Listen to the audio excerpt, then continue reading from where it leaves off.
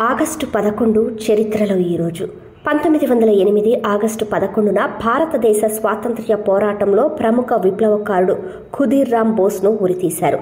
ఖుదీర్ రామ్ బోస్ 1908లో ముజఫర్పూర్లో judge Kingsford హత్యకు ప్లాన్ చేశాడు. అందుకు కారణంగా కింగ్స్ ఫోర్డ్ భారత విప్లవకారులకు కఠినమైన శిక్షలు విధించాడు. అయితే పొరపాటున ఖుదీర్ రామ్ బోస్ ప్లాన్ విఫలమైంది.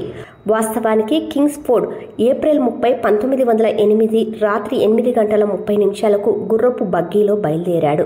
ఆ బండి కింగ్స్ ఫోర్డ్ ఇంటికి చేరుకున్నప్పుడు ఖుదీర్ రామ్ బోస్ తన సహచరులతో కలిసి గుర్రపు బగ్గీ మీద బాంబు విసిరాడు. కానీ ఖుదీర్ రామ్ బోస్ ఇంకా ప్రఫుల్లా చాంకీ బాంబు విసిరిన గుర్రపు బండి కింగ్స్ ఫోర్డ్కు చెందింది కాదు. ఈ ఘటన తర్వాత ఖుదీర్ రామ్ను అరెస్టు చేశారు. అతన్ని విచారించి దోషిగా తేల్చారు. 1908 ఆగస్టు 11న ముజఫర్పూర్ జైల్లో ఉరితీశారు. ఖుదీర్ రామ్ బోస్ తన చేతిలో గీతతో వీరుడులా నిర్భయంగా ఉరికంబం ఎక్కాడు. ఉరివేసే సమయానికి ఖుదీర్ రామ్ వయసు 18 ఏళ్లు మాత్రమే. ఆయన బలిదానం భారత స్వాతంత్ర్య పోరాటంలో కొత్త శక్తిని నింపింది. అతని త్యాగం భారత స్వాతంత్ర్య పోరాట చరిత్రలో ఒక ముఖ్యమైన సంఘటనగా పరిగణించబడుతుంది.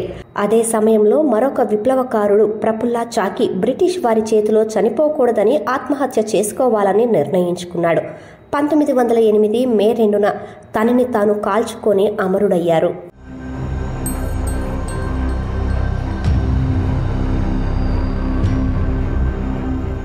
1942 ఆగస్టు 11న క్విట్ ఇండియా ఉద్యమం సందర్భంగా పాట్నా సెక్రటరియేట్లో త్రివర్ణ పతాకాన్ని ఎగరవేసేందుకు ప్రయత్నించిన 7 యువకులను బ్రిటిష్ ప్రభుత్వం కాల్చి చంపింది. ఈ సంఘటన భారత స్వాతంత్ర్య పోరాట చరిత్రలో ఒక ముఖ్యమైన సంఘటనగా పరిగణించబడుతుంది. 1942లో మహాత్మా గాంధీ నాయకత్వంలో క్విట్ ఇండియా ఉద్యమం ప్రారంభమైంది. బ్రిటిష్ పాలన నుండి భారతదేశానికి పూర్తి స్వాతంత్ర్యం పొందటమే ఈ ఉద్యమం లక్ష్యం. డూ ఆర్ డై అనే నినాదంతో మొదలైన ఈ ఉద్యమంలో దేశవ్యాప్తంగా లక్షలాది మంది పాల్గొన్నారు.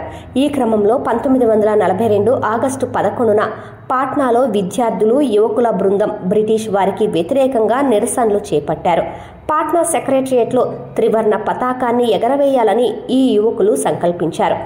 ఈ యువకులు ఉమాకాంత్ ప్రసాద్ సిన్హా, రామానంద్ సింగ్, సతీష్ చంద్ర ఝా, జగత్పతి కుమార్, దేవీపాట్ చౌదరి, రాజేంద్ర సింగ్, రామ్ గోవింద్ సింగ్ నేతృత్వంలో సచివాలయం ఆవరణలో త్రివర్ణ పతాకాన్ని ఎగరవేసేందుకు ముందుకు వెళ్లగా అక్కడ ఉన్న బ్రిటిష్ పోలీసులు ప్రతిఘటించారు.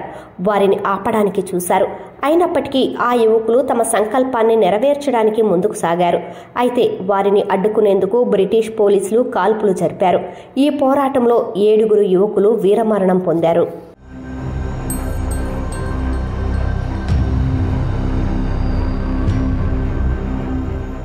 1961 ఆగస్టు 11న దాద్రా నగర్ హవేలీ ప్రాంతం రిపబ్లిక్ ఆఫ్ ఇండియాలో భాగమైంది.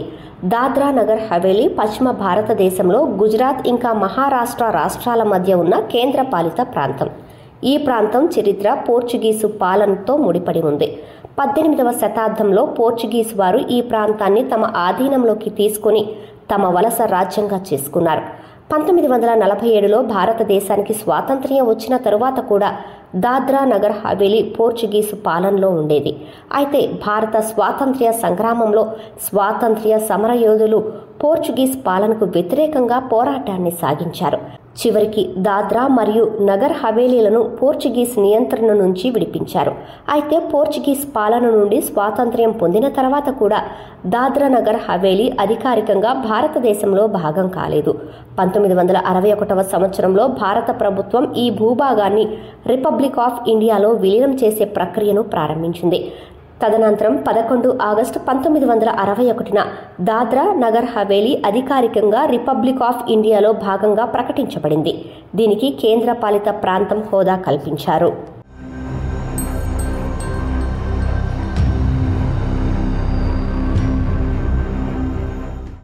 ఫెడరిక్ లుడ్విగ్ జాన్ 1778 ఆగస్టు 11న జర్మనీలో జన్మించాడు. ఆధునిక జిమ్నాస్టిక్ పితామహుడిగా ఆయన ప్రసిద్ధి చెందారు. ఫెడ్రిచ్ ఒక జర్మన్ జిమ్నాస్టిక్ బోధకుడు. అతను జిమ్నాస్టిక్స్ అభివృద్ధికి గణనీయమైన కృషి చేశారు. ఫెడరిక్ 1811లో బెర్లిన్లో మొదటి జిమ్నాస్టిక్స్ మైదానాన్ని స్థాపించాడని చెబుతారు. అతను అనేక రకాల వ్యాయామాలు, ఉపకరణాలతో కూడిన ఒక వ్యవస్థీకృత క్రీడగా జిమ్నాస్టిక్స్ను అభివృద్ధి చేశాడు.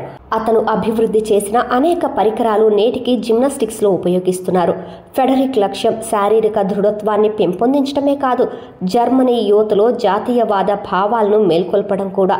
అతను జిమ్నాస్టిక్స్ను సమాజాన్ని బలంగా, ఆరోగ్యంగా మార్చగల సాధనంగా భావించాడు. ఫెడరిక్ జర్మన్ జాతీయవాదానికి మద్దతుదారు, ఇంకా జర్మన్ ఏకీకరణను సమర్థించారు. ఇది మాత్రమే కాదు, అతను 1813లో ఫ్రెంచ్ సామ్రాజ్యానికి వ్యతిరేకంగా జరిగిన యుద్ధంలో పాల్గొన్నాడు. జర్మనీలో స్వాతంత్ర్యం కోసం కూడా పోరాడాడు. అతని జాతీయవాద కార్యకలాపాల కారణంగా అతను 1819లో అరెస్ట్ అయి 1825 వరకు జైల్లో ఉన్నాడు. ఫెడరిక్ లుడ్విగ్ అక్టోబర్ 15, 1852న మరణించాడు.